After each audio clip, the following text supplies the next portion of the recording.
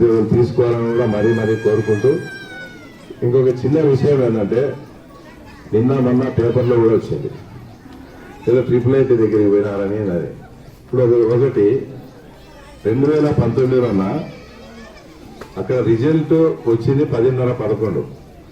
అప్పుడు తెలుగుదేశం వాళ్ళు క్యాంటీన్లు మెయింటైన్ చేస్తా అంటే ఆ సాయంత్రానికి వెకేట్ చేసి వాళ్ళు హ్యాండ్ ఓవర్ చేసుకున్నారు. ఈరోజు గవర్నమెంట్ వచ్చి 3-4 నెలలు అయింది. అయ్యా మీరు కూడా ఖాళీ చేయండి, గవర్నమెంట్ మారుతానే ఎవరికైనా మాది పద్ధతి కదా, మా వాళ్ళు కూడా చేసుకునే వాళ్ళు ఉంటారంటే నోటీస్ ఇచ్చి పంపించామని ఇంతవరకు వెకేట్ చేయలేదు. ఆ వెకేట్ చేయకుండా ఎందుకు వెకేట్ చేయలేదంటే దానికి పేపర్లలో రాసేది. అంటే ఏం తెలుగుదేశం పార్టీ అధికారంలోకి వచ్చినా కూడా ఇప్పటికీ వైఎస్ఆర్ వాళ్ళే క్యాంటీన్ నడుపుతా అంటే మేము చూస్తూ ఊరుకున్నాలా? మా కార్యకర్తలు అన్యాయం జరిగితే పేపర్లు రాసుకోండి, ఇంకోటి రాసుకోండి, ఏమైనా మేము మెడబెట్టి బయటికైనా కట్టేస్తాం. ఆ విషయంలో మా కార్యకర్తలకు ఇబ్బంది జరుగుతుంది, వాళ్ళ మనోభావాలు దెబ్బతింటాయంటే మేము వెనుకాడే పరిస్థితే లేదు.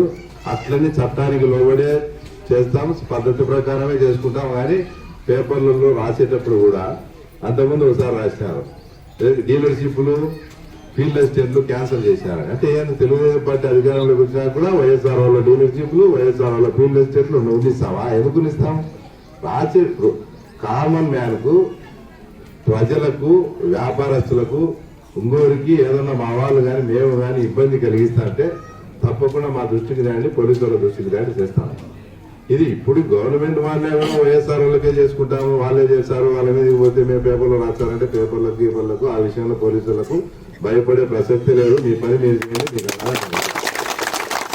ఎందుకంటే అలా నిజంగా చెప్తారా, పులివెందులలో ఇప్పటికీ డీలర్షిప్లు కొన్ని పెండింగ్ ఉన్నాయి, ఇప్పటికీ ఫీల్డ్ అసిస్టెంట్లు కొన్ని పెండింగ్ ఉన్నాయి.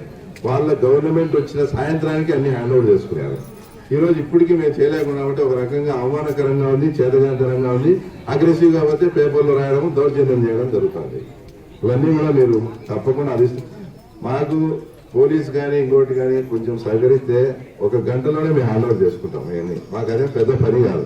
ఎట్లా పంచుతామా డీలర్షిప్ మా ఈ గవర్నమెంట్ లోని మేము అడ్డం పడి RI ఆఫీస్ కంటే బియ్యం హ్యాండ్ ఓవర్ చేసుకొని పంచగలం.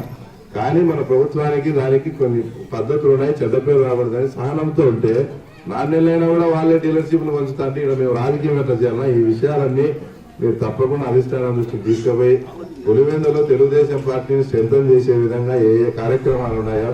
ఎందుకంటే ఇక్కడికి వచ్చిన వ్యక్తి ఆషామాషి వ్యక్తి కాదు. చంద్రబాబు నాయుడు గారు